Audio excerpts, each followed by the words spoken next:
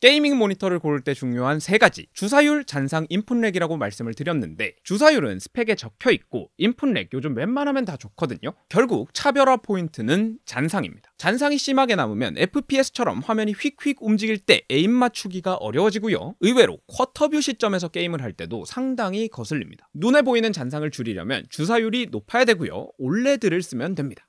안녕하세요, 컬러 스케일의 블루입니다. 예전에 잔상이 적은 모니터를 고르려면 그나마 스펙에 적혀있는 그레이 투 그레이 응답 시간이 짧은 모니터를 고르는 게 좋다라고 말씀을 드렸는데, 게이밍 모니터에 오버드라이브라는 옵션이 있습니다. 이거를 끝까지 올리게 되면 정말 못 써먹을 만큼 심하게 역잔상이 생기는데, 이렇게 하면 측정되는 그레이 투 그레이 응답 시간 자체는 줄어들어요. 문제는 스펙에 적혀있는 그레이 투 그레이 응답 시간, 방금 말씀드렸던 것처럼 의미 없는 상황에서의 수치일 가능성이 높고요. 그레이 투 그레이 응답 시간을 측정할 때 몇 개 패턴에 대해서 어떤 조건으로 측정을 했는지 이런 조건을 완벽하게 공개를 안 합니다. 그래서 스펙에 적혀있는 그레이 투 그레이 응답 시간끼리 비교를 해서 모니터를 고르는 건 사실 크게 의미가 없어요. 그러면 방법이 없는 거냐? 만약에 클리어 MR 인증이 붙어 있으면 여기 들어가 있는 숫자는 믿어도 좋아요. 근데 클리어 MR 인증을 받은 제품들을 쭉 살펴보면 점수가 높은 제품들 죄다 OLED입니다. 여러 번 말씀드렸던 것처럼 전기를 바로 빛으로 바꾸는 OLED랑 전기 신호가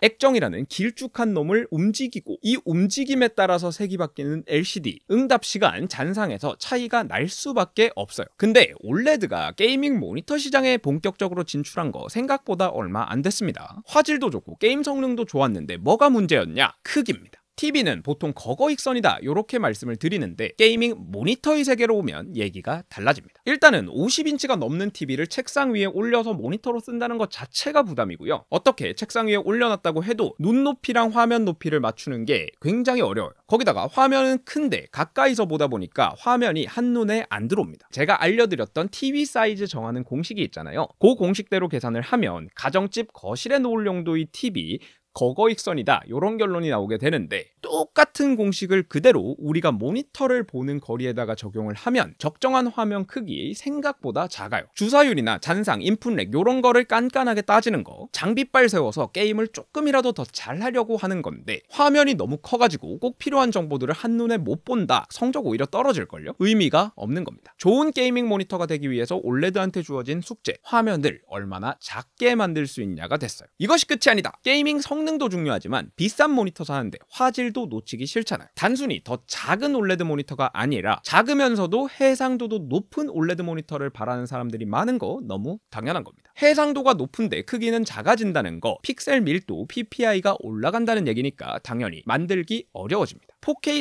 48인치로 처음 게이밍 모니터 시장에 들어왔던 OLED 42인치를 거쳐서 작년에 32인치 4K 240Hz OLED 패널을 사용한 MSI MAG321 UPX 제품을 소개해드리면서 크기도 좋고 해상도도 좋고 주사율도 좋고, 이전까지는 틈새 시장을 공략하던 OLED가 본격적으로 메인스트림 시장으로 들어오고 있다라고 평가를 드렸는데, 드디어 27인치 사이즈의 4K 해상도를 넣는 것까지 성공했습니다. 와!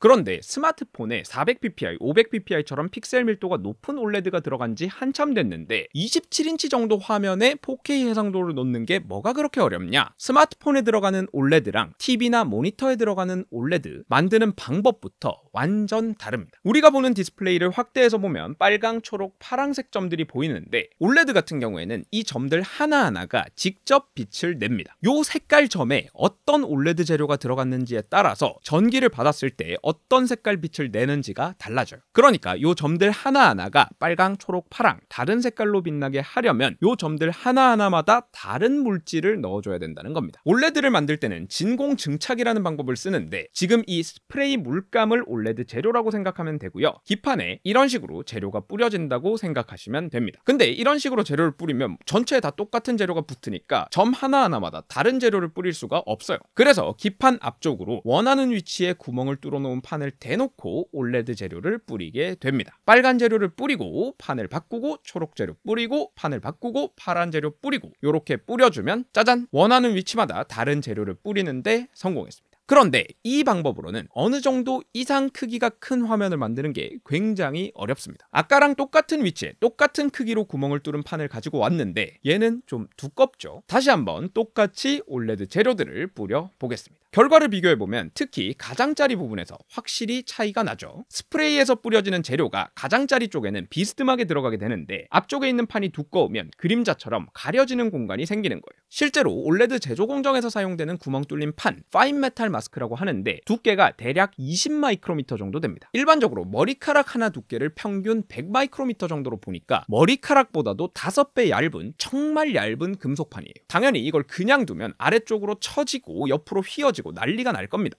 노트북 사이즈까지는 요거를 최대한 팽팽하게 당겨서 잘 붙이고 중간 부분 처지는 게 있으면 자석으로 잡아주고 이런 식으로 해결을 하는데 그거보다 화면 사이즈가 더 커지면 이런 방식으로 생산이 어렵다는 거예요. 그래서 모니터나 TV에 들어가는 올레드를 생산할 때는 파인 메탈 마스크를 사용하지 않습니다. 근데 파인 메탈 마스크 없이 올레드 재료를 뿌리는데 어떻게 픽셀 하나하나마다 다른 재료를 뿌릴 수 있느냐? 못해요. 그래서 모니터보다 큰 사이즈의 올레드는 빛나는 점들이 다 똑같은 색으로 빛나고 있다고 생각하시면 됩니다. 아닌데? 빨간색, 초록색, 파란색 다 다른 컬러로 빛나고 있는데 올레드 위에 뭔가 더 있기 때문에 그렇게 보이는 거예요. WOLED 같은 경우에는 모든 서브 픽셀이 빨강, 초록, 파랑색이 섞인 흰색으로 빛을 내고 있고요. 컬러 필터를 통해서 원하는 빨강, 초록, 파랑만 걸러내서 컬러를 만들게 됩니다. 삼성 디스플레이의 QD OLED는 약간 다른 방식을 사용합니다. 모든 서브 픽셀이 똑같은 색으로 빛나는 것까지는 똑같은데 이게 흰색이 아니에요. 파랑색이랑 초록색이 약간 섞인 빛으로 빛나고 있습니다. 그런데 컬러 디스플레이를 만들 때 빨강, 파랑, 초록 요 세 가지 빛깔은 반드시 있어야 되는데 빨강색 지금 어디 갔냐? 여기서 퀀텀 닷이 등장합니다. 세상에는 빛을 받았을 때 빛을 내는 물질이 있습니다. 예전에 많이 쓰던 형광등 깨뜨려 보면 유리 안쪽에 뭐가 발라져 있는데 여기다가 자외선을 쏘면 지금 보시는 것처럼 흰색 빛이 납니다. 우리가 보는 형광등 내부에서는 흰색 빛이 아니라 자외선이 만들어지고요. 유리 안쪽에 발려져 있는 형광 물질이 이 자외선을 받아서 우리가 보는 빛을 내는 거예요. LED 조명들도 LED 자체는 파란 LED고요. 여기에 형광 물질이 발려 있어서 이 형광 물질이 노란 빛을 내서 합쳐지면서 흰색 빛을 내는 경우가 많아요. 야광 스티커 같은 것도 빛을 받고 빛을 내는 물질을 이용한 겁니다. 이런 거를 광발광 현상이라고 하는데 퀀텀 닷 역시 이렇게 빛을 받아서 빛을 내는 물질이에요. 디스플레이가 만들 수 있는 색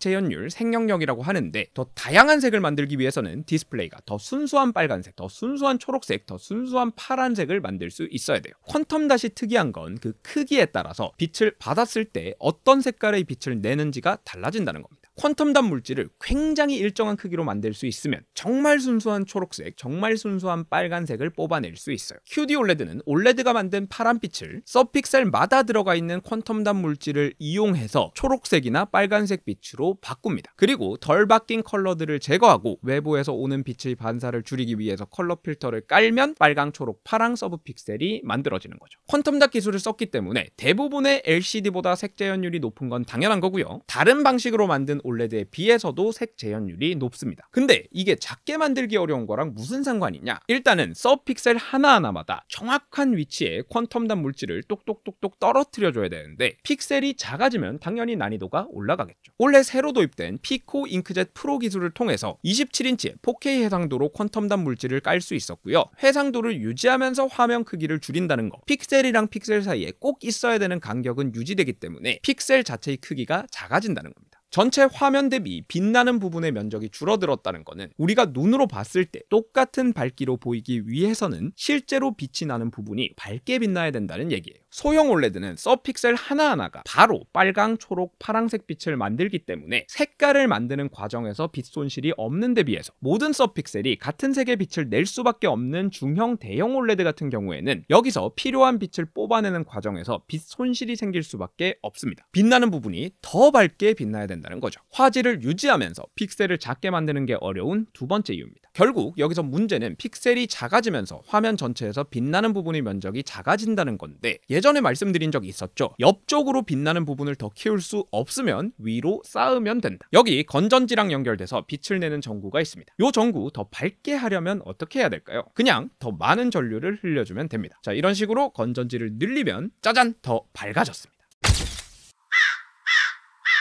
전구가 버틸 수 있는 것보다 더 많은 전류를 흘렸으니까 전구가 금방 죽는 거는 당연한 거예요. 해결 방법은 없을까? 이번에는 전구 2개를 연결해 봤습니다. 전구 하나하나가 아까보다 더 어둡게 빛나고 있어요. 전구 2개의 빛을 다 합쳐야 아까 전구 하나가 빛나는 정도의 밝기예요. 도대체 이런 짓을 왜 하는 거냐? 더 밝은 빛을 얻기 위해서 아까처럼 건전지를 늘려보겠습니다. 더 밝아졌고요. 전구도 안 죽고 잘 켜져 있습니다. 전구를 직렬로 연결하게 되면 전체에 걸리는 전압이 두 전구에 나눠서 걸리게 되고요. 전구 하나하나 입장에서 보면 아까는 버틸 수 없었던 거 이제는 버틸만 한 거죠. 전구 2개를 썼을 때 전체 밝기를 올릴 수 있는 이유입니다. 올레드에서 빛을 내는 층 여러 층을 겹쳐서 쌓게 되면 전구 여러 개를 직렬로 연결한 거랑 비슷한 효과가 납니다. 여러 층을 겹쳐 쌓은 올레드에 한 층짜리 올레드랑 똑같은 전압을 걸어주게 되면 빛을 내는 층들이 전체 올레드에 걸리는 전압을 나눠 가지게 되고요. 한 층 한 층 입장에서는 더 어둡게 빛을 내는 게 되는 겁니다. 하지만 전체 올레드 입장에서 보면 요 층들이 낸 밝기가 합쳐지니까 한 층짜리 올레드랑 밝기가 비슷하겠죠. 우리가 눈으로 보기에는 비슷한 밝기로 보이지만 실제로 빛을 내는 층 입장에서는 어둡게 빛을 내고 있으니까 수명이 훨씬 길어지는 거고요. 한 층 한 층을 더 밝게 빛나게 하면 똑같은 수명에서 우리가 눈으로 볼 수 있는 밝기를 훨씬 높일 수 있는 겁니다. 기존의 QD OLED는 파란빛을 내는 층이 3개, 초록빛을 내는 층이 하나 해서 총 4층 구조였는데 27인치 4K OLED에 들어가는 QD OLED 빛나는 층을 무려 5겹 쌓았습니다. 우와!